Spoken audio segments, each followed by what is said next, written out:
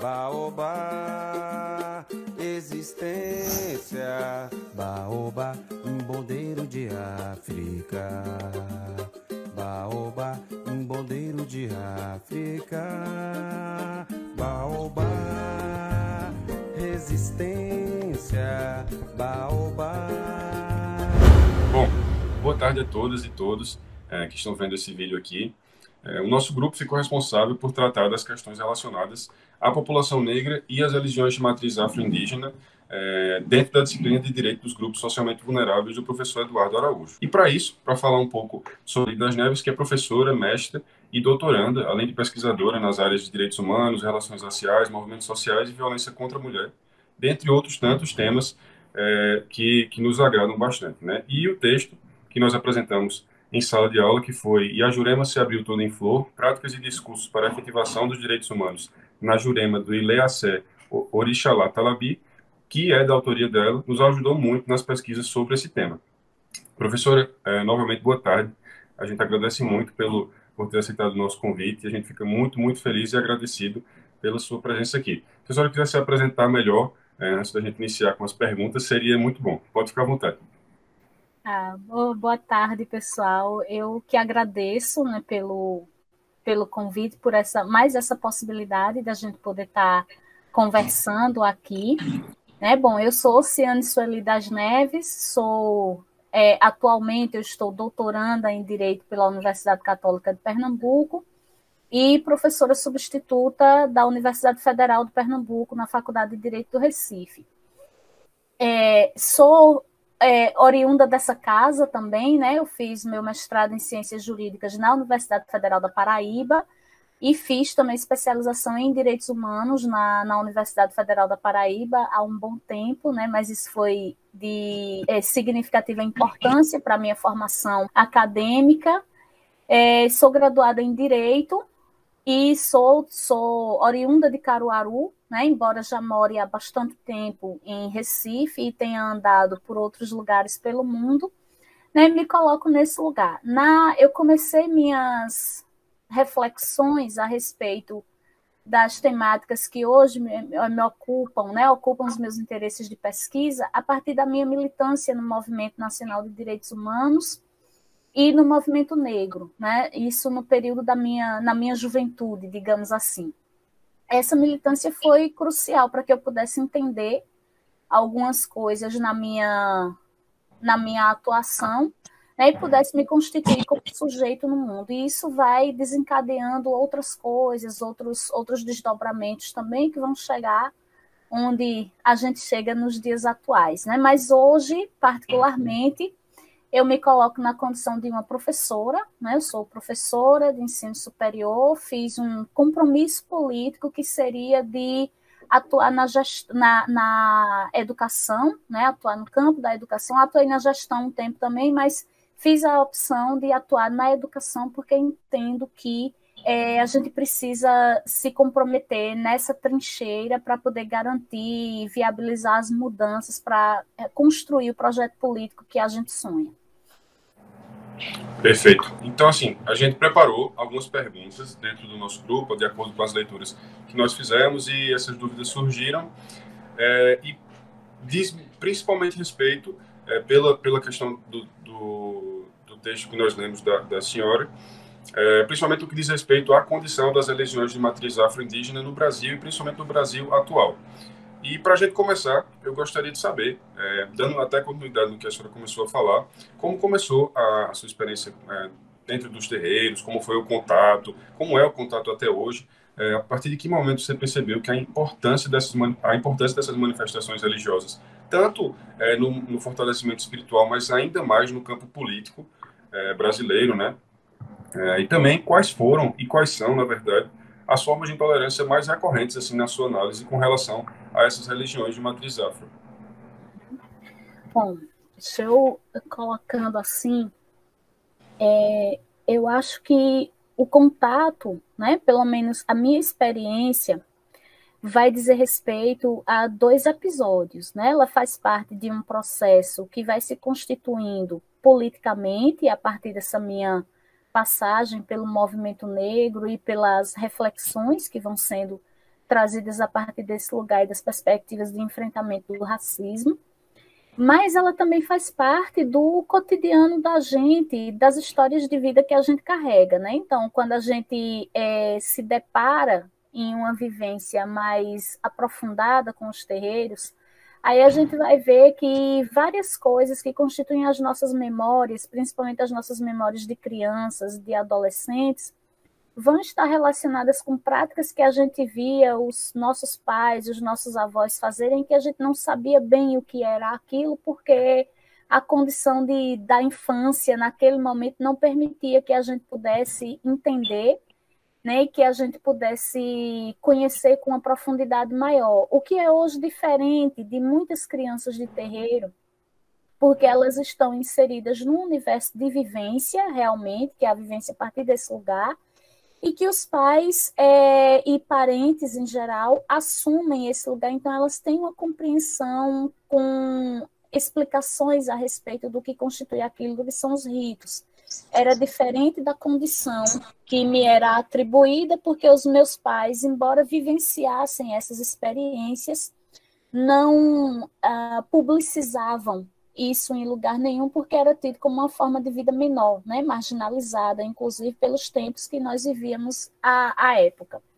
Então, isso vai se constituindo a partir daí. Mas o que passa a me incomodar efetivamente, né, e o que passa a me provocar pela procura dos terreiros aos terreiros nesse lugar é exatamente um processo de enfrentamento e atuação no enfrentamento do racismo e na promoção dos direitos humanos da população negra. E isso vai se constituindo a partir de uma organização que eu contribuí na criação dela aqui em Recife, que era o Observatório Negro, que era uma organização que terminou se tornando uma organização só de mulheres negras, né? Ela não se constituiu com essa finalidade, mas as circunstâncias levaram a que o observatório se estabelecesse como uma organização de mulheres negras à época. E nós tínhamos, dentro desse campo, dentre as diretrizes de atuação do observatório, nós tínhamos uma linha que era a educação popular em direitos humanos e o fortalecimento das práticas de existência da população negra. Né? E dentro dessas práticas de existência, nós conseguimos compreender que uma das formas de manutenção da resistência e da preservação da memória da população negra estava constituída a partir dos terreiros. Até então, esse era um viés mais intelectualizado, né, com a perspectiva militante e acadêmica que estava caracterizada aí, e ele só me era permitido a partir desse lugar da assessoria jurídica e popular junto aos terreiros, com perspectiva mais de institucionalização. Então, regularização de estatuto, retirada de documentação, orientação jurídica dos babás e alorixás, para que eles pudessem proceder à realização dos ritos religiosos. Então, tudo isso estava configurado a partir daí. Em 2004, quando eu conheço Mãe Dada de Oxalá, que é a dona, que é a Ialorixá que funda o Ilê-Axé Orixalá Talabi, ela precisava que o terreiro fosse regularizado. E aí, por força das circunstâncias, né, nós conhecíamos uma pessoa em comum, e essa pessoa trabalhava no Observatório Negro, e ela leva a Mãe Dada para lá para que ela possa ser assessorada pela equipe do observatório, porque o serviço que tinha sido cobrado a ela para a elaboração do estatuto tinha sido um valor muito alto e ela não tinha como arcar. Aí já vem um ponto que vai caracterizar as religiões de terreiro, que é o fato de que as condições econômicas que constituem esse lugar não são as constituições econômicas que geralmente nós nos deparamos com a realidade de instituições religiosas. E aí a gente vai pensar desse lugar que vai estar caracterizado, porque os terreiros, além de serem territórios que estão constituídos em áreas de pobreza e de periferia, em sua grande maioria, são espaços de socorro socioassistencial também. Então, esse socorro socioassistencial vai se dar desde o atendimento gratuito por parte dos serviços que são prestados lá, e aí vai desde o jogo de búzios ao atendimento com a entidade que está incorporada, a oferenda que precisa ser feita e a pessoa não tem condição de comprar os itens para compor e a comunidade de alguma forma se organiza para fazer, até o acolhimento da doação de cesta básica, doação do alimento e, em muitos casos, do acolhimento dentro do território do terreiro para que essas pessoas que não têm onde morar não fiquem na rua. Essas são experiências que são muito comuns. Então, essa já é uma primeira realidade que a gente identifica. E é a partir daí que Mãe Dada começa a fazer uma aproximação maior, né? E eu começo a me aproximar mais do Talabi, e aí conhecendo o universo, até que chega um dia, que é o desfecho, não sei se eu já falei isso para vocês, no texto eu não falo, né, mas chega o desfecho em que Mãe Dada precisou recolher uma menina de 8 anos, que tinha problemas de saúde recorrentes, e essa menina, quando ela consulta o oráculo, é solicitado que ela seja iniciada imediatamente. Por alguma razão, Mãe Dada resolveu, que nunca tinha desobedecido o orixá, resolveu desobedecer naquele momento e resolveu não fazer a iniciação da menina. Então, ela fez um ritual chamado Bori, que é um ritual em que se oferece, a grosso modo, se oferece comida à cabeça, digamos assim.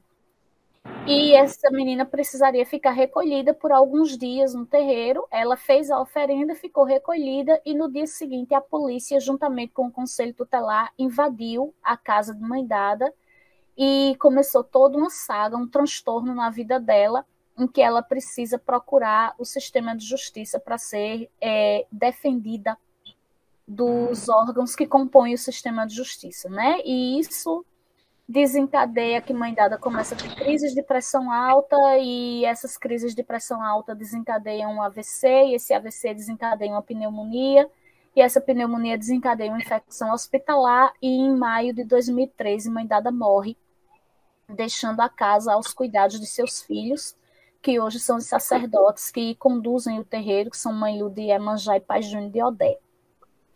Essa conversa grande todinha, eu já trouxe um bocado de violências que estão constituídas aí, né? De violações de direitos humanos que estão colocados. Então, primeira coisa que eu diria nesse campo é que o termo intolerância religiosa, por si só, não dá conta da realidade dos povos de terreiro.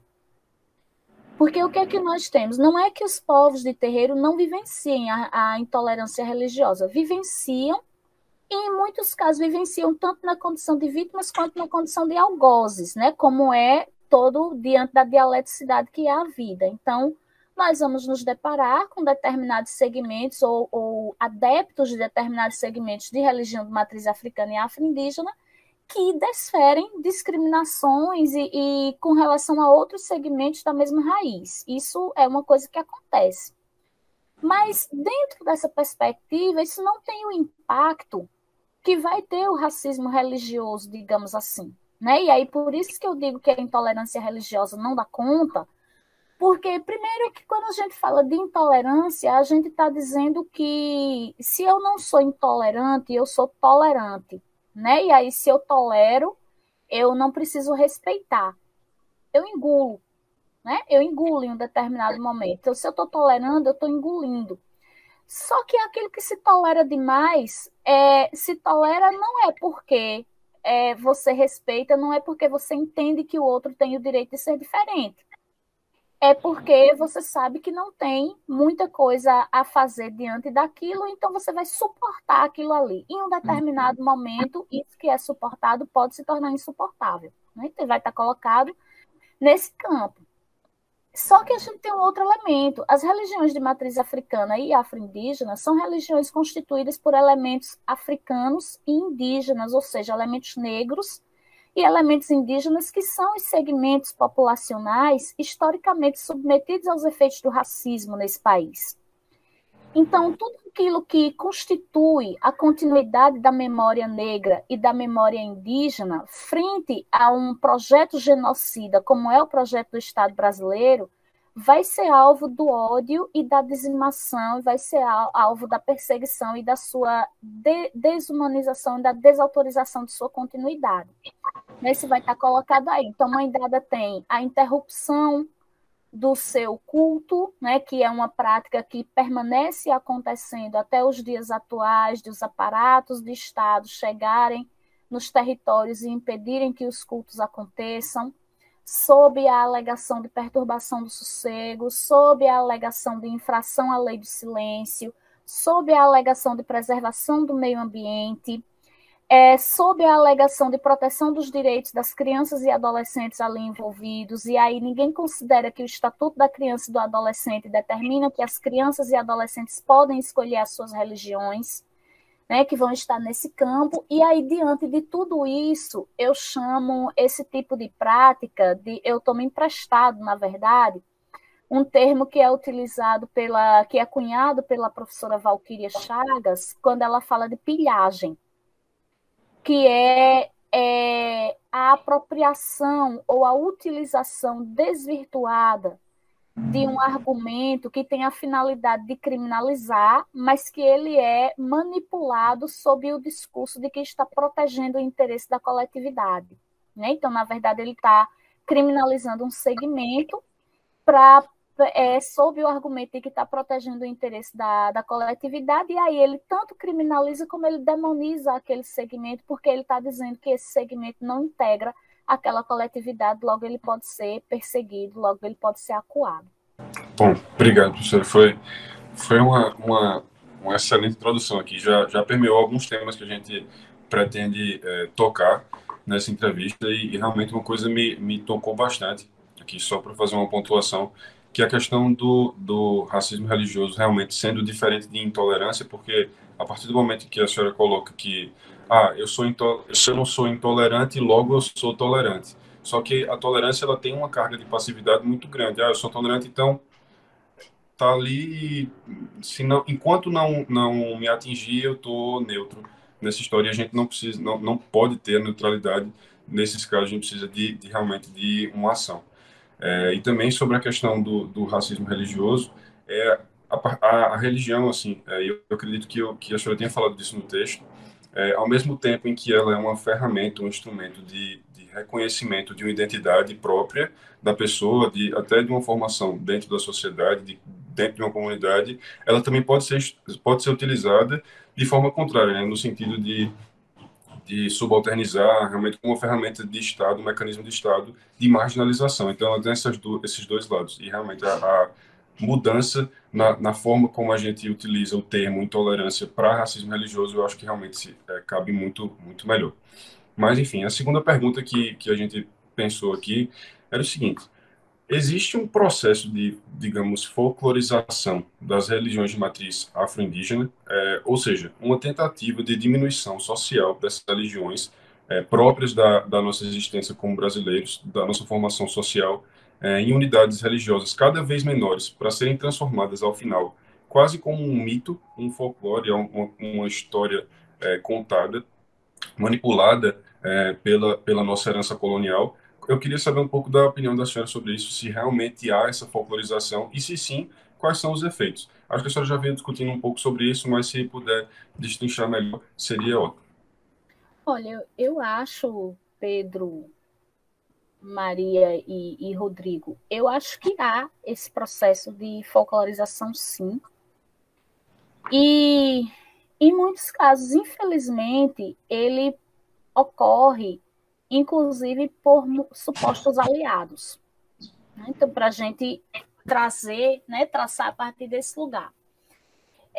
Eu diria que, do ponto de vista da disputa de poder, existe o que Ari Pedrorou vai chamar de religiofagia. E a religiofagia está relacionada majoritariamente com o proselitismo religioso e o discurso de ódio, que tem sido muito propagado pelos fundamentalistas, né? E quando a gente fala de fundamentalistas religiosos, majoritariamente eles vão estar identificados no meio dos neopentecostais. Mas não são apenas os neopentecostais que vão estar constituídos nesse campo. Nós temos outros segmentos tradicionais, de religiões tradicionais, que vão tratar desse lugar. Eu acho que vale a gente pensar o seguinte, né? Religião é disputa e religião é poder. Né? E aí a gente vai estar num lugar, porque você vai estar conduzindo a forma de vida de determinados sujeitos. Então, há um poder muito grande aí consolidado, que é dentro desse campo, né, desse poder que está constituído, que é o de conduzir a vida do outro, que é o de incidir na vida das pessoas diretamente. Então, esses são elementos que vão estar colocados aí. E aí, essa folclorização, ela vai se dar nesse campo da religiofagia, num sentido pejorativo, né, que é dizer, dar um exemplo para ver se fica mais fácil de entender. Quando a gente pega aqueles programas neopentecostais que passam de madrugada na televisão. E aí, dentro desses programas, aí a gente vai ter, por exemplo, o testemunho de um ex-pai de santo ou de uma ex-mãe de santo, que eles chamam de mãe de encosto nos programas. Aí, o que é que eles fazem? Eles trazem essa pessoa, né? E aí, eu imagino que vocês saibam que muitos desses pastores e pastoras dessas igrejas neopentecostais, em algum momento, já foram iniciados nas religiões de matriz africana, né? Se a gente pega, por exemplo, o Edir Macedo, que é um Ogã, né, da década de se confirmado na década de 70, no Rio de Janeiro, mas como ele, assim, tem vários outros, e aí, se eles são sacerdotes iniciados nesses ritos, eles sabem os ritos de invocar essas entidades. Não é porque eles mudaram de religião que eles vão esquecer isso ou que o rito vai ser desfeito. Né? Eles sabem os ritos de fazer, eles são iniciados para isso. E esses ritos fazem com que eles convoquem essas entidades para que elas apareçam. Mas se a gente for prestar atenção, né? Não sei em que medida vocês já tenham estado mais próximos de um terreiro, mas se a gente for prestar atenção como é que chega, veja como chega uma pombagira, ou como chega um Zé, na convocação que esses pastores fazem. Eles chegam na condição de humilhados, né? Eles chegam humilhados, cabisbaixos, para mostrar que eles eram um demônio que tinha sido subjugado, domesticado, adestrado pelo poder da oração, pelo poder do Senhor que aquele pastor invocou e mudou a vida daquela pessoa. Isso vai incidir diretamente numa forma de vida que não está constituída no âmbito das religiões de matriz africana e afro-indígena. Por quê? Porque essas religiões têm como finalidade fortalecer o sujeito para colocá-lo na vida no mundo, certo? Ela fortalece o sujeito e devolve ele para o mundo. Ela não é como as religiões neopentecostais que tiram o sujeito do mundo, dão a ele uma vida sacra e esquecem a mundana. Por quê? Porque para as religiões de matriz africana e afro-indígena, o sagrado está no mundo. O sagrado está no cotidiano, está na vivência, está no ato de comer, está no ato de beber, está no ato de cantar, está na relação sexual, está no ato de parir, está no ato de morrer. Então, tudo isso vai estar configurado nesse campo. Por quê? Porque se trabalha com a perspectiva da integralidade dos indivíduos. E ao se trabalhar com a perspectiva da integralidade, quando esse indivíduo não é mais apartado de si, mas pelo contrário, é um indivíduo que está integrado, é um indivíduo que está fortalecido. Então, ele é devolvido para o mundo com capacidade, com força de enfrentar os desafios que se apresentam diante dele naquele mundo. Isso é uma coisa que está caracterizada. E aí isso vai gerar aquilo que eu comecei falando nesse momento agora, que é a disputa, porque são disputas por mundos que estão constituídas aí. São disputas por formas de vida, são disputas por territórios, e territórios não apenas físicos, geográficos, porque, como diz a Liette Safiotti, o território também é simbólico. E esse território simbólico está manifestado no corpo da gente. Né? Ele está caracterizado no corpo da gente. O corpo da gente é um território simbólico. E o controle desse corpo é necessário para que essa ideia de dominação que está constituída nessa perspectiva das religiões hegemônicas possa continuar vigente, possa continuar sendo executada. O que é que isso vai implicar como resultado? O que é que isso vai implicar como consequência? Se a gente observar, é daí que a gente vai ver, por exemplo, a necessidade de se ter mulheres submissas a seus maridos, que quando são vítimas de violência, elas devem orar para que o marido abandone a prática da violência, para que o marido abandone a bebida. Né? É a associação de que as doenças que vão se somatizando no corpo estão relacionadas com as entidades. Então, se você pega o livro do Edir Macedo, Orixás, Caboclos e Guias, Deuses ou Demônios, ele vai escrever uma seção inteira do livro dizendo que o câncer de colo de útero e o câncer de mama é a ação da pombagira no corpo das mulheres. E aí, quando ele... Vejam só, que relação isso está constituída. Se a gente for pensar no câncer de mama, qual é a função que os seios têm no corpo feminino, além de amamentar? Né? Que lugar é esse que está estabelecido? Então, a gente vai contar com o corpo. Nós estamos falando de zonas erógenas. Né? Nós estamos falando de zonas que têm reações quando estimuladas em determinados momentos de intimidade, em determinadas situações de fisiologia. Então, a gente está falando disso. Associar o câncer de mama a uma ação de pombagira, associar um câncer de mama a um câncer de colo de útero a uma ação de pombagira, é demonizar a entidade por uma reação que é fisiológica, por uma reação que é orgânica, mas dizer que essa entidade é demoníaca ao ponto de produzir essa doença que é algo orgânico, que está colocado aí, que qualquer pessoa pode desenvolver. Mas isso também está associado com a necessidade de controlar o corpo, porque controlando esse corpo e fazendo essa associação com a pombagira, eu controlo a sexualidade. Controlando a sexualidade, eu domino as mulheres e eu justifico a necessidade de existir uma cura gay, por exemplo. Né? Então, a gente pensar dentro desse lugar, né, o que vai estar caracterizado, está dentro da perspectiva da folclorização. Né? Tá colocado nesse campo a folclorização no sentido bastante pejorativo, que tem como objetivo a demonização. Mas a gente tem uma coisa que é preciso tomar cuidado também quando eu falo dos supostos aliados. Por quê? Porque nós temos muitas pessoas que são simpáticas às religiões de matriz africana e afro-indígena, pessoas que são de esquerda e que não se coloca em xeque esse pertencimento delas, essa vinculação, essa identificação ideológica delas a uma ideologia de esquerda.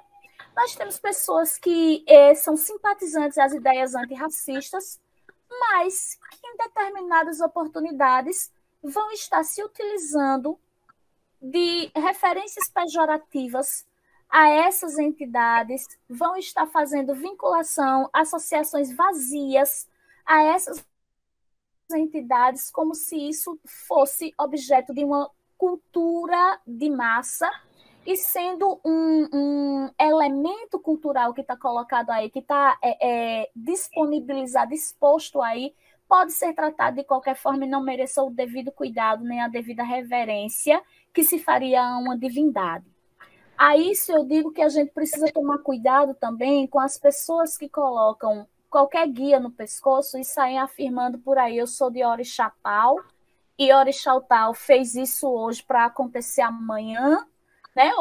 Ou aconteceu isso hoje porque foi feito amanhã, e eu vou fazendo essa associação e de uma forma completamente descontextualizada que muito mais atrapalha do que ajuda a reafirmação e o fortalecimento das religiões de matriz africana como uma forma de ser e de fazer, como diria o professor Anderson Flor do Nascimento.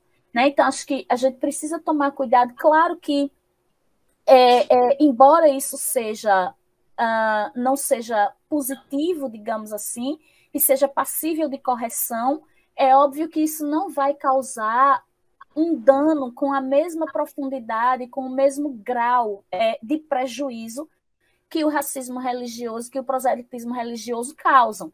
Mas, de toda forma, isso termina contribuindo para o enraizamento, a continuidade de práticas e de entendimentos equivocados a respeito desses segmentos religiosos. Perfeito, professora. Muito interessante a questão também do que a senhora falou do Edir Macedo, dessa manipulação mesmo dos corpos e também associado à questão da folclorização como um elemento cultural e que, como a senhora mesmo falou, não é tão prejudicial quanto realmente um racismo expresso, um racismo religioso direto, assim, expresso, mas que também atrapalha. E é um ponto para realmente se discutir e ficar atento até que ponto as pessoas realmente que se dizem aliadas também não atrapalham, digamos assim, todo o movimento. Mas eu tenho uma outra pergunta até sobre o que a senhora estava falando agora. Dentro do texto da Jurema, você expõe que os terreiros buscam mecanismos de autodefesa e também se apropriam de mecanismos desencadeados pelo próprio Estado como uma das estratégias para enfrentar essa problemática que a gente vem discutindo desde o início. Eu queria saber que mecanismos de Estado são esses que a senhora fala no texto e quais estratégias de enfrentamento a essas problemáticas a senhora considera mais imprescindíveis, assim, e possíveis e também mais urgentes, dada a necessidade dessa população no enfrentamento do racismo religioso. Certo. Eu vou dar alguns exemplos práticos para a gente poder ir pensando a partir daí. Veja, eu comecei falando da ação do observatório que era de orientar os terreiros na regularização a partir de seus estatutos e de sua documentação. Esse é um mecanismo legal que está constituído e que é uma forma de proteção, inclusive para impedir, né, que se depare com situações de violação do espaço sagrado pelo próprio Estado, né, interrupção do culto, esse tipo de coisa. Então, a regulamentação como templo religioso garante aos terreiros essa, pelo menos formalmente, né, porque o que acontece na prática não é isso, mas formalmente, e aí isso vai dar outros desdobramentos, porque se formalmente está regularizado como um templo religioso, implica dizer que esse espaço não pode ser invadido no momento em que o culto religioso estiver sendo realizado. Se essa invasão ocorre, a gente está lidando com uma violação aí da Lei 7.716, que é a Lei K.O., né, que vai falar sobre as práticas de racismo, e que isso deve responsabilizar os autores do ato. Isso é uma coisa que está colocada, que está caracterizada aí. Essa regularização garante também que os terreiros possam ter respeitados os seus calendários litúrgicos, porque a própria Lei do Silêncio diz que não se aplica aos calendários litúrgicos religiosos.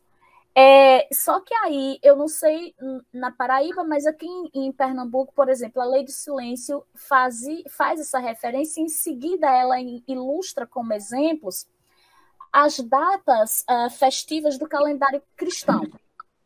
Né? E aí, se a gente está falando de calendário religioso, não só existe o cristianismo no mundo, nem no país, a gente não pode dar exemplo de uma única religião no instrumento normativo. Isso é uma coisa que tem sido discutido o tempo inteiro aqui para se fazer essa alteração na lei. Né? Então, mas isso está lá colocado, se ela não pode interferir no calendário festivo religioso, isso implica dizer que ela não deve interferir na organização, na organização do calendário festivo dos terreiros. Isso é um outro mecanismo que está sendo utilizado.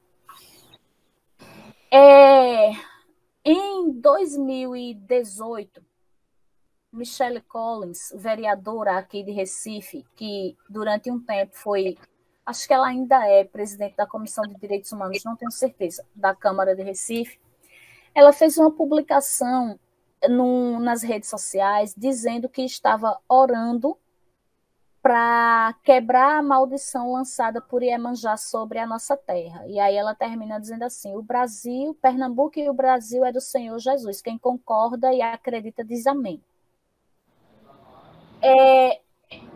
Não tenho que discutir do caráter racista dessa publicação. Né? E aí os desdobramentos disso, ela vai para a praia para poder fazer esse ciclo de oração lá com as pessoas de uma outra igreja chamada Igreja Família 61, se eu não me engano, né? Família 61. Né? E aí ela vai para a praia para quebrar a maldição. Então tudo isso tem um simbolismo aí, né? Porque é demonizar a figura de Iemanjá, que é uma entidade feminina, é colocar o Senhor Jesus para quebrar a demonização de Iemanjá, que é um homem invocado para essa finalidade, é ir para a casa do inimigo, que é o mar, né? Que é onde se sabe que é a morada de Iemanjá, para poder afrontar o território do inimigo, para dizer que ele não tem domínio sobre aquele território, mas que aquilo pertence ao homem que está chegando ali para impedir que ele ali permaneça, para subjugá-lo e humilhá-lo. Diante disso, o Talabi, né, o Ileashar Talabi, mobilizou 17 terreiros que representaram contra Michelle Collins no Ministério Público. Ela hoje responde uma ação civil pública que ainda não teve desfecho, em função de ter violado a honra e a dignidade dos grupos étnicos, né, e foi denunciada pelo Ministério Público. Então, esses são mecanismos que são utilizados na defesa, né, que vão estar dentro da defesa daquilo que é oferecido pelo Estado como mecanismo, como possibilidade, porque não há caminhos, né, a serem constituídos, a serem pensados a partir desse lugar, se não for, enquanto a gente não tem como formar uma sociedade paralela, então a gente precisa se apropriar dessas ferramentas que são disponibilizadas por esse modelo de Estado que está colocado aí, por mais contraditório e por mais que o projeto político dele seja a nossa eliminação. Essa é uma coisa. Só que existem outras estratégias que vão estar colocadas dentro. Então, por exemplo, uma das coisas que é comum a gente identificar nos espaços dos terreiros é a gente perceber que as pessoas, quando chegam fragilizadas, elas são retomadas e devolvidas para suas vidas. E aí a gente tem algumas questões, vou trazer de novo os exemplos do Talabi. Né? Havia situação, tinha uma pessoa, né? uma mulher, que sofria violência doméstica, e ela foi acolhida na casa, e o pai de santo queria denunciar, mas tinha medo de denunciar, porque o marido era violento e ele podia fazer alguma coisa com ela. E aí, o que é que se faz diante disso? Se recebe, o oráculo dá uma determinação de que essa mulher tinha que ser iniciada, e que quando ela fosse iniciada, tem o período de preceito, e ela não poderia voltar para casa enquanto não terminasse o preceito dela integralmente. Esse preceito dura 4 meses, numa situação normal. Então, ela precisou ficar 4 meses morando no terreiro. Esses 4 meses que ela ficou morando no terreiro, essa mulher foi ensinada a costurar, essa mulher foi ensinada a bordar, ela foi orientada a retomar a sua escolarização, e ela se inscreveu no supletivo e fez o supletivo. E quando terminou o preceito dela, ela estava fortalecida e ela resolveu se separar do marido agressor, denunciou o marido agressor, e quando ele foi denunciado, eu não sei se ela tinha conhecimento disso ou se aconteceu quando puxaram o histórico dele, descobriu-se que ele tinha uma acusação por estupro contra uma criança e ele foi preso, né, e teve que cumprir a pena, porque ele já tinha sido, inclusive, condenado e estava foragido da justiça, e ele precisou cumprir a pena.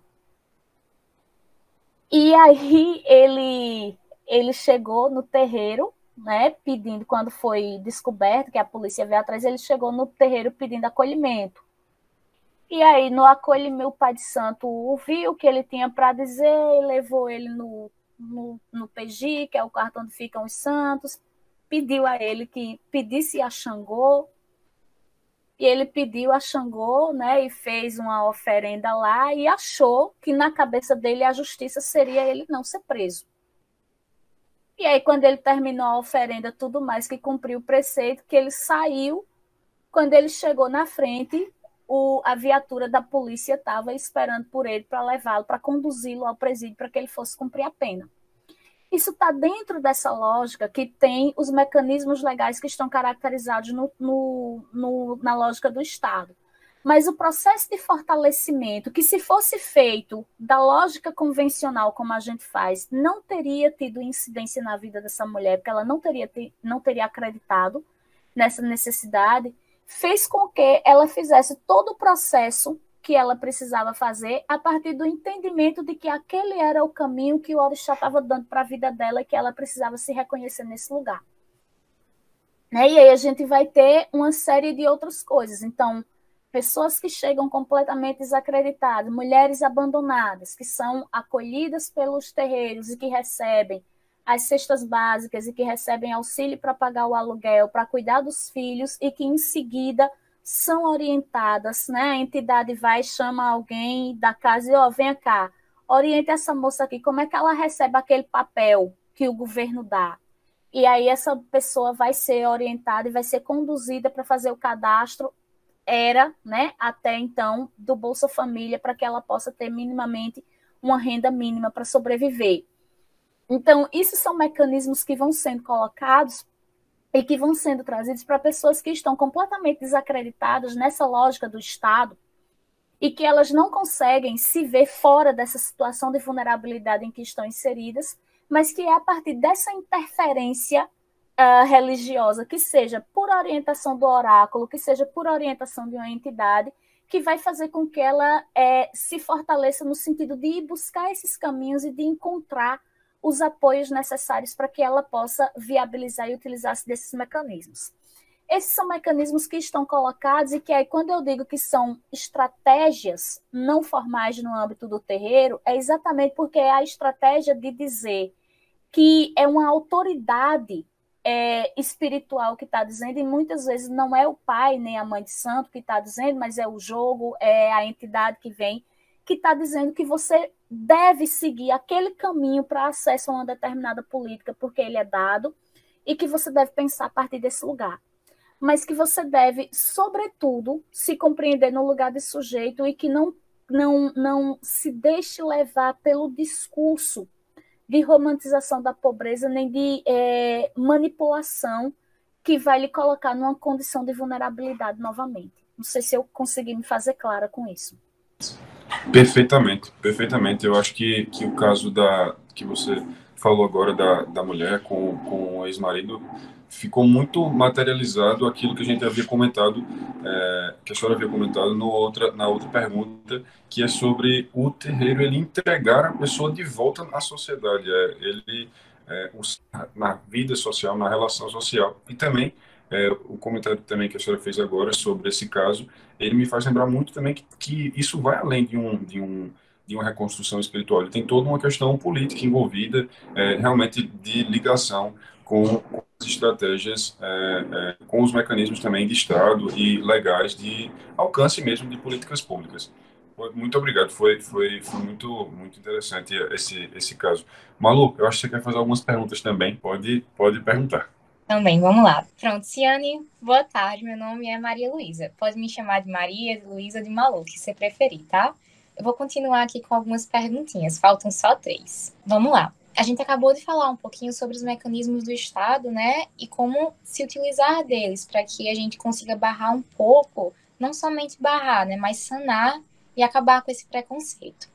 Pensando um pouquinho sobre isso ainda, eu queria que você falasse como você enxerga, né, o papel do Estado atualmente na promoção e defesa do exercício da liberdade religiosa, que é garantida legalmente, assim como também ao enfrentamento do preconceito, né? De que forma esse Estado tem agido? Se tem amparo legal o suficiente? Vixe, na atualidade, quando a gente pensa a conjuntura, né, a gente tem que rir para não chorar. Mas, assim, eu acho que a gente teve um momento em que houve uma abertura para dialogar, né? E aí eu posso dizer que esse período, né, esse período que houve essa abertura para dialogar, foi basicamente de 2002 a 2015, né? Foi basicamente isso, o que a gente pode, o Estado brasileiro assume que é um Estado racista, assume a necessidade de integrar os terreiros no âmbito das políticas públicas, porque entende que são povos e comunidades tradicionais que guardam uma memória ali, que tem um legado, e que essa memória consiste também na continuidade, na formação do Estado brasileiro, da sua sociedade. Então, há uma possibilidade com muitos desafios. Por isso que eu estou dizendo que há uma abertura para o diálogo, mas não há uma efetividade das políticas públicas, digamos assim. O que é que nós temos? Nós vamos ter algumas políticas, como, por exemplo, a integração dos terreiros ao programa Fome Zero. E aí tem uma distribuição de alimentos para que os terreiros são priorizados, o cadastro no Bolsa Família, que vai atender, o programa de saúde nos terreiros, que vai estar colocado aí, que vai integrar a saúde, a política de saúde pública desenvolvida no âmbito da medicina convencional, com os cuidados que estão constituídos no âmbito do terreiro. Né, isso são políticas que vão sendo desenvolvidas e que vão sendo utilizadas. Mas, por exemplo, a gente não tem uma implementação, digamos assim, adequada da Convenção 169 da OIT. Né? A gente não tem um cumprimento do decreto 6040 de 2007, que trata da política sustentável, né, da política nacional sustentável para os povos e comunidades tradicionais.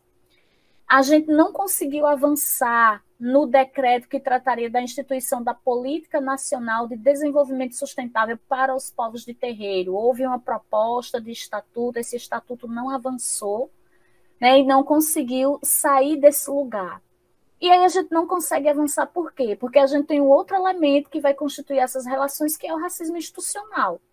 Então, o racismo institucional não vai permitir que se desenvolvam políticas que estão direcionadas para os povos e comunidades tradicionais de terreiros, né, que vão estar colocados aí entre as religiões de matriz africana e as religiões afro-indígenas, de matriz afro-indígena, que vão estar colocados nesse campo. E eles vão estar sempre nessa condição de vulnerabilidade, principalmente porque a gente vai lidar com um universo de muita disputa, e esse universo de disputa que vai estar caracterizado nos últimos tempos, que vai estar relacionado com essa presença significativa do neopentecostalismo, permeado pelo fundamentalismo religioso, que vai disputar todos os espaços públicos do país. E aí esse é um problema também, né? Porque aí disputa os espaços públicos, e quando disputa os espaços públicos, eles não começam por qualquer lugar. Eles começam estrategicamente pelo Poder Legislativo e pelo Ministério Público, que são os espaços que são majoritariamente procurados pela sociedade civil para exercício do controle social, para a fiscalização do cumprimento da lei. Então, para a gente pensar assim, não tem... o fundamentalismo religioso não está se apropriando do Estado em todas as suas instâncias de maneira global. Isso vai acontecer porque é um projeto político. Mas ele começa estrategicamente se apropriando daquilo que é utilizado como mecanismo de defesa da sociedade, que é dentro de uma perspectiva de dominação e de controle e de descaracterização daquele espaço como espaço de participação política social. Então, a gente vai ter, é por isso que a gente vai ter as câmaras de vereadores tomadas pelos segmentos das igrejas neopentecostais, a gente vai ter o Ministério Público, as assembleias legislativas, e a gente vai ter uma bancada evangélica constituída no âmbito do Congresso Nacional, né, que vai estar colocada. Então, para isso, para garantir os direitos nessa perspectiva, o Estado brasileiro precisa, primeiro, ter coragem de fazer valer o princípio da laicidade. Né? E o princípio da laicidade dentro da perspectiva de quê? O princípio da laicidade de que as religiões não podem intervir na atuação política do Estado. Mas o Estado tem por obrigação viabilizar a implementação de políticas públicas para todos os segmentos religiosos e garantir o seu exercício e a sua liberdade. São coisas distintas. Né? Quando a gente fala de laicidade, a gente não está falando de ausência de religião. Né? A gente está falando de uma coisa completamente contrária do que acontece na atualidade, que é a ideia de um princípio da laicidade que nós temos, garantido pela Constituição, que não é observado, que não é cumprido, porque nós temos um privilegiamento, sobretudo de religiões cristãs, que vão estar colocadas aí, dessas religiões cristãs não pentecostais. Essa é uma coisa. Aí, só para eu fazer uma menção à pergunta anterior que eu esqueci de dizer, dentro dessas estratégias, e aí acho que casa com essa sua pergunta agora, Malu, dentro dessas estratégias, a gente vai pensar também o quê? formas de disputar esses espaços. Então, o que são as formas de disputar esses espaços? Na casa de Oxalá, né, no Ilha-Axé Orixalá Talabi, entendeu-se que um dos entraves para o povo de terreiro é o conhecimento acadêmico. Então, o que é que se fez? E, curiosamente, essa não foi uma determinação do Babalorixá nem da Ialorixá, né? Porque eles, inclusive, compreendiam de outro lugar, eles têm muitas críticas à academia, mas foi a Pombagira, que é guia da casa, que veio um dia, incorporou na Ialorixá, mandou chamar todos os filhos da casa e disse: quero todo mundo de volta no quadrado. Que quadrado? E o quadrado era, todo mundo tinha que voltar a estudar, porque ela queria todo mundo com papel na mão. O papel era o diploma. E aí ela saiu direcionando, né, as pessoas para onde iam. Só que nesse entrave do conhecimento acadêmico, quem mais favorece os projetos de dominação, senão os nossos coleguinhas do direito? Né? Quem mais favorece? E aí os nossos coleguinhas do direito, eu estou dizendo isso, já já vocês vão ser advogados e advogadas, promotores e promotoras, juízes e juízas, mas eu posso dizer que eu tenho uma parcela de colegas que talvez eles sejam os piores no campo do sistema de justiça, que são os professores do curso de Direito. Né? E a gente pensar a partir desse lugar. Então, o que é que se fez? Formou-se um conselho jurídico no terreiro. Então, nós temos um conjunto de pessoas com formação em direito, de todas elas, a única que não é advogada sou eu. Todas as outras são advogadas, e formou-se esse conselho jurídico para poder dar sustentação às disputas e aos pleitos que o terreiro busca, mas, sobretudo, para dar suporte jurídico aos terreiros quando eles forem vítimas de acusações injustas e descabidas.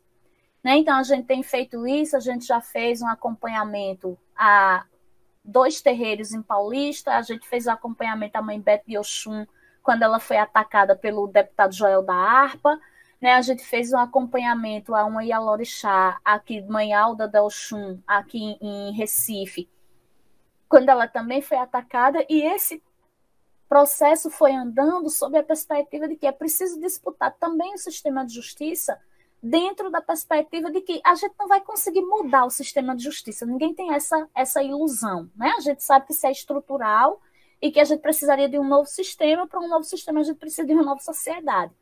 Mas a gente não vai conseguir mudar, mas a gente vai conseguir, pelo menos, ir atacando minimamente para atenuar ou mitigar os efeitos, os danos, né, que essa relação estabelecida e hierarquizada na sociedade pode causar.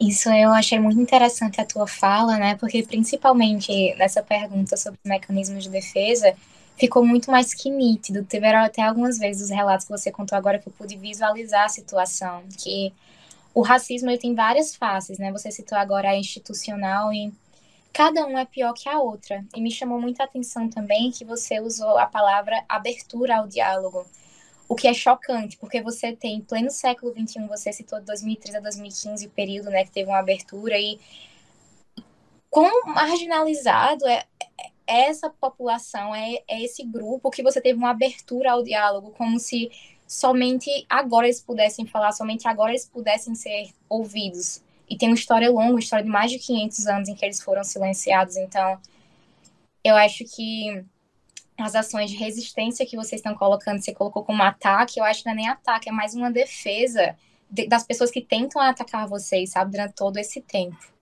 A gente passa agora a 5ª pergunta, ela é um pouquinho mais longa, então se eu precisar eu repito. Bora lá. A gente sabe que o preconceito contra as religiões de matrizes africanas e indígenas não é algo novo. E que esse preconceito não se restringe somente à religião, mas à própria essência desses povos e da sua história aqui no Brasil. E é fato que esses 2 grupos são marginalizados e violentados de diferentes maneiras há séculos. Então, isso posto, né, você acha que a Jurema, como uma religião de matriz afro-indígena, enfrenta mais ou menos desafios do que as outras religiões, que não reúnem esse sincretismo de forma binária tão caracterizadora. Por exemplo, esse caráter originário duplo da Jurema, né, que está até no texto, tem lá, que é afro-indígena, representa mais uma característica que é atacada fortemente, ou, na verdade, é um instrumento que facilita a desmistificação da religião, fazendo com que as pessoas abram mais a mente e se identifiquem. Não sei se deu para entender, eu posso repetir. Deu. Veja, eu particularmente acho que não facilita, não. Eu acho que a Jurema é muito desvirtuada, em muitos casos até por muitos dos seus praticantes. Né? Então, vai se colocar, né, nesse lugar. O que a gente vai identificar, inclusive quando eu falo de intolerância religiosa entre os próprios adeptos, é isso, porque é muito comum você encontrar em algumas situações referências como se a Jurema fosse uma religião menor. Ela é uma religião menor, ela é uma religião que não tem pureza, né? Tem muito esse tipo de argumento, que é uma religião que não tem pureza. Mas esse caráter dúplice da Jurema é um caráter que, na verdade, ele mostra para a gente o que é a sociedade brasileira, porque é o que somos nós, se não essa junção miscigenada que está constituída aí. E é óbvio que eu estou falando de miscigenada numa perspectiva biológica, tão somente, né? Eu não acho que a miscigenação tenha que ser reverenciada, não acho que a miscigenação tenha que ser considerada como ponto alto da nossa formação enquanto sociedade, porque ela é, na verdade, a afirmação de uma violência, sobretudo contra os corpos de mulheres negras e indígenas e, posteriormente, contra os corpos de mulheres brancas também. É importante também que a gente diga isso, porque essa miscigenação vai se caracterizar com essa perspectiva quando se estupram as mulheres negras e indígenas, destituindo-nos de humanidade, mas em seguida passam-se a estuprar e a coisificar os corpos das mulheres brancas para se apropriar dos patrimônios dos quais elas eram detentoras. Então, a gente tem uma relação aí que está configurada nessa relação de gênero, né, que está caracterizada. E aí, o que é que nós temos? Como nós temos uma perspectiva muito falso moralista, né, do nosso entendimento de mundo, da nossa compreensão de mundo que vai estar colocada aí, a gente faz uma associação de que a Jurema é algo menor, porque a Jurema trabalha com a presença de entidades que são entidades que estariam na ideia de submundo, né? Numa aspa bem grande aí. Por quê? Quem é que está na ideia de subir? Quem é que está no lugar do submundo? Né? Quem é que está nessa perspectiva? A gente vai identificar quem são as pombagiras e as mestras, se não prostitutas. Ora, prostitutas empobrecidas de zonas periféricas, de zonas portuárias, né, de moradoras de rua, ora, prostitutas de luxo, como são as mestras em sua grande maioria. Né? Então, as pombagiras vêm nessa condição de prostitutas de áreas portuárias e periféricas, e as mestras vêm nessa condição de prostitutas de luxo, que vão estar constituídas aí. E isso gera uma confusão, porque as pessoas acham que o fato de se cultuar essas figuras míticas como divindades coloca a Jurema num lugar menor, como se a prostituição não fosse uma invenção do patriarcado. Né? Dentro dessa perspectiva. E sendo uma invenção do patriarcado, o que é que ela nos traz? Ela nos traz a exploração dos corpos das mulheres. Exploração sexual dos corpos das mulheres. É isso que vai estar colocado. Só que a gente vai configurar uma coisa também. As religiões hegemônicas vão se beneficiar do patriarcado do mesmo jeito, separando as mulheres entre mundanas ou vadias e mulheres puras. Elas vão estar colocadas nesse lugar. E aí se faz essa associação de que a Jurema seria menor por causa disso, porque cultua a figura da prostituta. A prostituta é a mulher que tem domínio sobre a própria sexualidade. É uma mulher que entende da cura, que entende da própria saúde. É uma mulher que sabe utilizar os aspectos, os elementos magísticos para a dominação dos desejos e satisfação das vontades. É uma mulher que bebe e fuma. É uma mulher que veste vermelho, que anda com a rosa vermelha nos cabelos e com batom vermelho. É uma mulher que anda na rua de noite, sozinha. Né? Ou seja, é uma mulher que gargalha alto. A característica da pombagira é a gargalhada dela quando ela chega. Então, tudo isso vai estar caracterizado como aquela figura que desafia o patriarcado, que desafia a perspectiva do controle. Ou seja, a pombagira é uma mulher insubmissa. Né? Então, significa dizer que todas nós que nos colocamos no lugar de insubmissão, estamos relegadas a essa relação direta com a pombagira. Né? Essa relação íntima que está relacionada com ela dentro dessa perspectiva, essa relação íntima que está diretamente ligada à figura da mestra que vai estar nesse contexto. Né? Então, isso vai estar nesse campo, e isso faz com que a Jurema seja entendida como uma religião menor, porque usa desses elementos, porque usa do fumo, porque usa da bebida, porque usa dos palavrões muitas vezes, porque usa dos cantos que tem um teor erotizado, e aí isso vai fazendo referência a que nós estamos lidando com uma religião que trabalha aspectos mundanos. Mas o que somos nós se não estamos no mundo, e se o estar no mundo é também a afirmação desse sagrado, né, que vai estar caracterizado. E aí isso gera um entendimento muito deficitário, muitas vezes entre os próprios adeptos da religião, porque eles começam a achar uma influência muito grande da perspectiva cristã entre muitos sujeitos desses segmentos religiosos. E aí, essa influência vai estabelecer também o falso moralismo, vai estabelecer os elementos do patriarcado, vai estabelecer as condições de controle dos corpos, e tudo isso vai estar caracterizado dentro de uma perspectiva de entender que essa figura da Jurema deve ser banida como uma prática religiosa, como uma vivência religiosa espiritual, porque ela não está vinculada ao sagrado, que seria destituído de todos esses elementos. É por isso que vai dizer que orixá, determinada casa é de uma nação pura, porque não se faz culto de Jurema. Mas toda casa tem que cultuar caboclo, por exemplo. É porque ele é o dono da terra. Então vai estar caracterizada nesse campo. Então, a Jurema, muito mais, ela é muito injustiçada dentro dessa perspectiva religiosa e muito violentada, digamos assim, e deturpada também nos seus propósitos, né?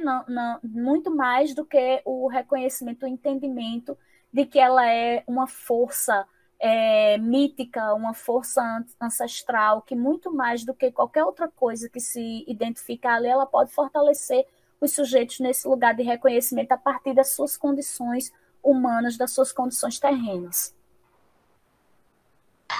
Interessantíssima a análise que tu fizesse sobre a pombagira e o patriarcado, assim, muito interessante mesmo, e eu fiquei até um pouco surpresa com a resposta, porque como você mesmo falou, o que é o brasileiro, se não o preto e o índio, sabe? Então, eu realmente pensava que a Jurema que isso fosse uma força dela, que as pessoas se identificassem mais, porque se você é um brasileiro, você não pode negar a sua ancestralidade preta nem indígena. Então foi algo que realmente me pegou de surpresa. A gente vai agora para a última questão, infelizmente. Ela começa assim. Como os cursos de direito, no quesito ensino, pesquisa e extensão, podem e devem atuar no combate à visão preconceituosa e inferiorizada que se impõe sobre as religiões de matriz afro-indígenas? Essa é a pergunta de $1 milhão, né, Malu? Essa aqui é. Bom, eu particularmente eu não sei diretamente nesse sentido, porque eu penso que seria necessário a gente pensar numa reformulação do currículo dos cursos de direito. Sabe, inicialmente eu acho que a gente tinha que... tem uma coisa que a professora Zélia Amador, que é professora da Universidade Federal do Pará, diz, que eu acho que ela está coberta de razão, quando ela diz assim, o Brasil teve um ordenamento jurídico desde o período de colônia, né, desde a colônia, que legalizava a desumanização das pessoas negras e indígenas. Um curso de direito que não aborda isso não está ensinando nada, ele está fazendo estelionato intelectual. E eu concordo com ela em número, gênero e grau quando ela diz isso. Por quê? A gente não pode estudar, a gente não pode cursar direito sem saber o que é a história do nosso país e o quanto o direito pactuou e contribuiu para essa conotação, para essa condição que está colocada. Acho que isso é uma coisa para a gente pensar. A gente precisaria pensar numa reformulação dos currículos dos cursos de direito, primeiramente. Essa reformulação implicaria, por exemplo, nas aulas de direito penal, a gente abrir mão do exemplo idiota de que Caio matou Tício ou que Caio empurrou Mévio, para a gente poder passar a analisar situações que vão estar dentro do nosso cotidiano e que podem nos fazer pensar a partir da nossa realidade. Aqui em Pernambuco, eu tenho uma experiência muito positiva nesse sentido, que são as aulas de direito penal da professora Marília Montenegro. Então, Marília é uma professora branca, abolicionista e antirracista de verdade, não é antirracista só no discurso.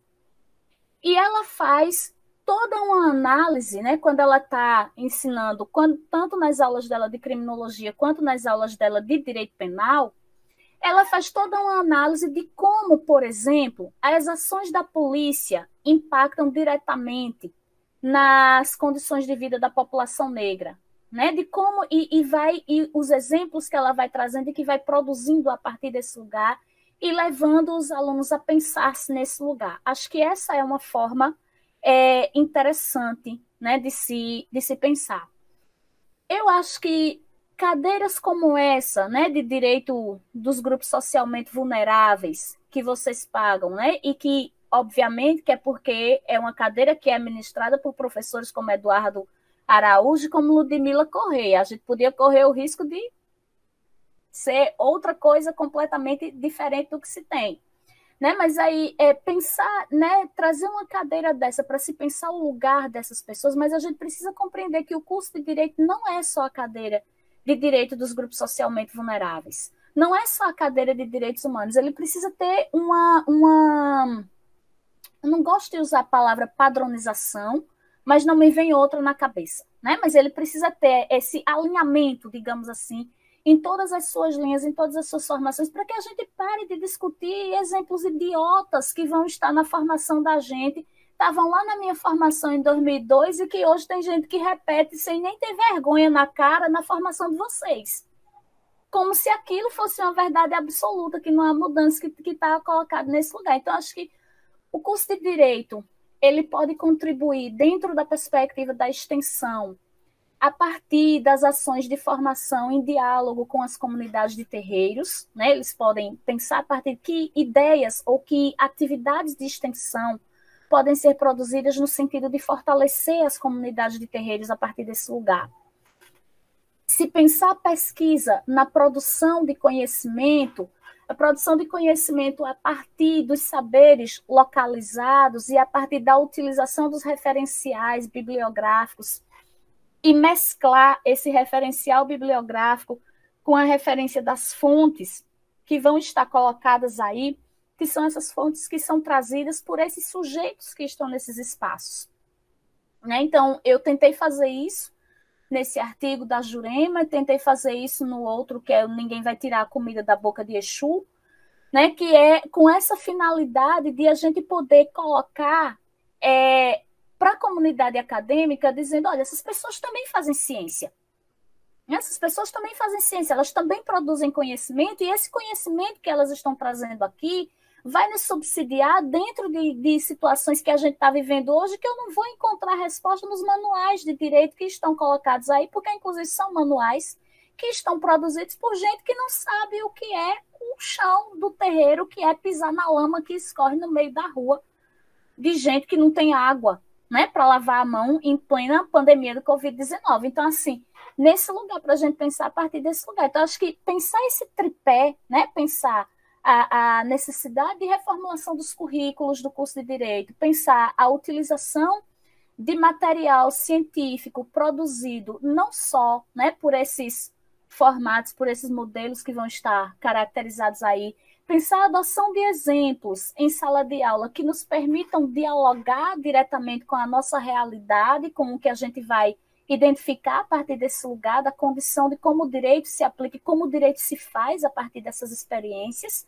que vão estar colocadas, pensar a extensão como atividades que possam dialogar juntamente com a comunidade e fortalecê-las a partir da sua necessidade e produzir modos de fazer, né, e de pensar o direito a partir dessa perspectiva, porque a gente vai pensar o seguinte, eu tenho esse exemplo que eu dei dessa mulher em situação de violência, mas a gente tem alguns outros.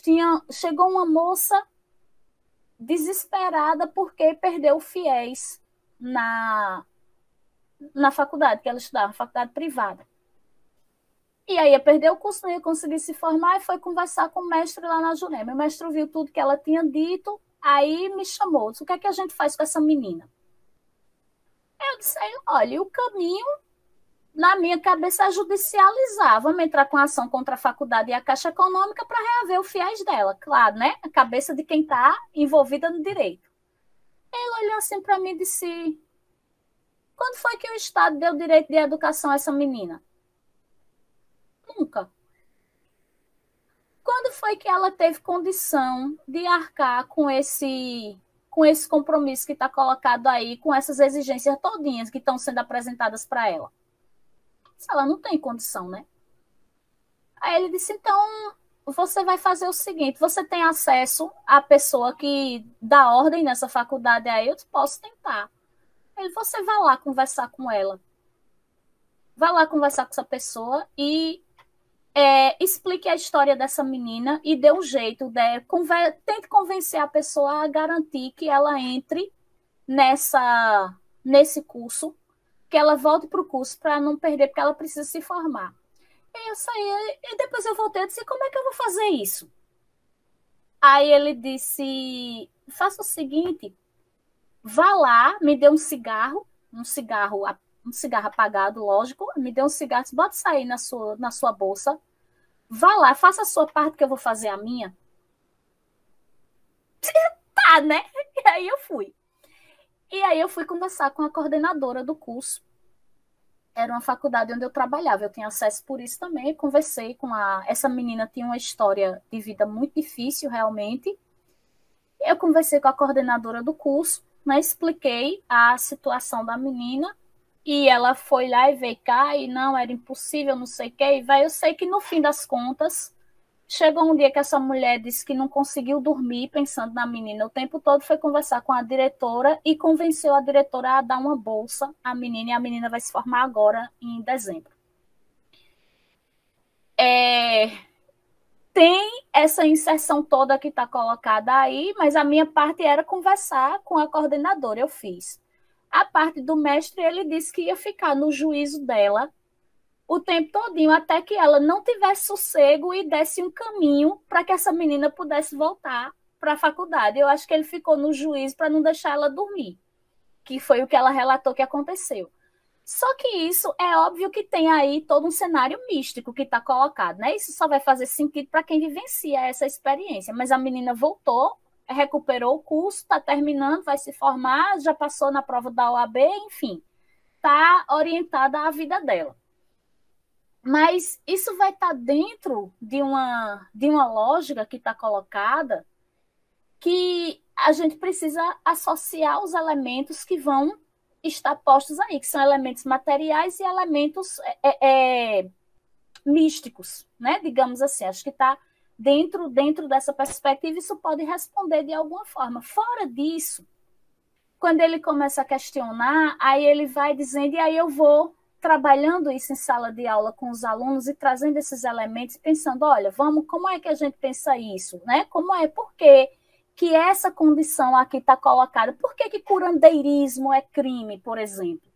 Né? E ainda hoje permanece no Código Penal. Quem é que é acusado de curandeirismo? E por que os pais de santo e mãe de santo são retratados nesse lugar do charlatanismo, do curandeirismo, e as igrejas evangélicas neopentecostais não são? Qual é o elemento que está colocado aí, que está configurado, se não é o racismo que vai estabelecer a formação da nossa sociedade brasileira, e esse racismo que vai estar atrelado também a uma perspectiva de controle de gênero e de classe, porque racismo religioso não se sustenta sozinho pelo viés racial, ele tem sustentação nos pilares de gênero e de classe também, para poder se estabelecer como formas de controle dos sujeitos.